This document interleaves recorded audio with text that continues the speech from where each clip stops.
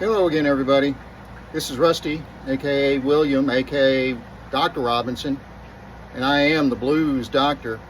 And this is our podcast for the week. This will be an abbreviated edition for a couple of reasons. It's been a busy week at the doctor's office and studio.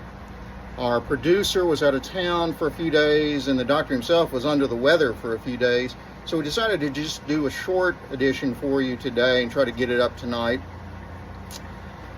The topic for next week that I've been working on for a while has been the growing conflict, I guess you can call it, between science, particularly medical science, and what you might call modern populism. And there's multiple facets of that. And every time I think I'm ready to go, it seems like something else happens that I think I need to include. So I keep putting it off.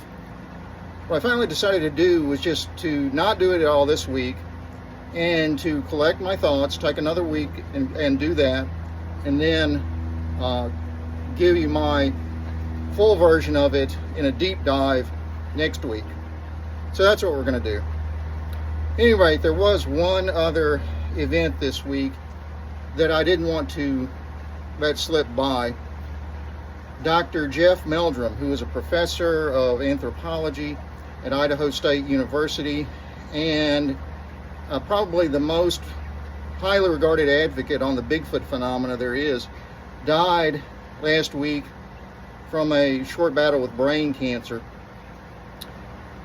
Dr. Meldrum had been at Idaho State for many years. He was a full professor.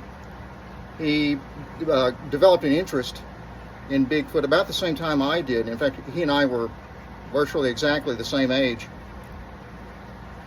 And he studied the Bigfoot phenomena in detail and has published extensively on it, among many other things, ever since. He's actually a expert or a PhD in primate bipedal motion, which kind of lent itself to the study of Bigfoot. But in addition to that, he was also a friend. He and I started communicating a number of years ago, first by email and then by phone, about the Bigfoot phenomena. I gave him some of my ideas, and he shared many of his. He usually could shoot down my ideas pretty quickly, which I didn't mind. I needed his expertise for that. In particular, I shared with him my thought that the creature in the Patterson-Gimlin film might have a defect that was related to childbirth. Many people have noted that the Patty creature had what appeared to be a bulge on her right thigh as she was stepping. And it's been interpreted multiple ways, but one thing that struck me was if this creature was a mature female, adult female, it's possible she could have given birth and had a birth injury. That's been documented in humans where the sartorius muscle in the thigh tears during labor when the legs are hyperextended and really pushing hard to deliver the baby. That muscle can tear. Now, normally in humans, it gets reattached after delivery surgically.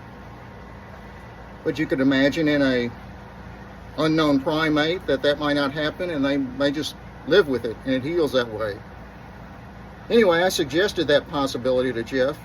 He didn't say no. I don't know that he was fully on board with it either.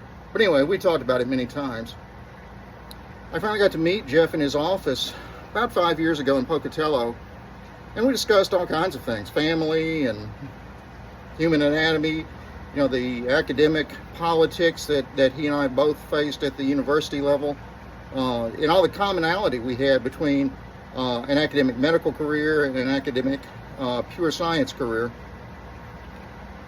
I talked to him later on after several of his recent health problems, although I was not aware of the brain cancer. That was pretty recent. And I will miss him very much. Rest in peace, Jeff.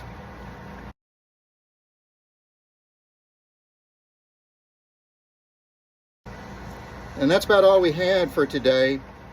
We will be back next week with a full episode and a deep dive on the problem of science versus populism. So, as I always say, please watch next week's podcast. Okay, see you later.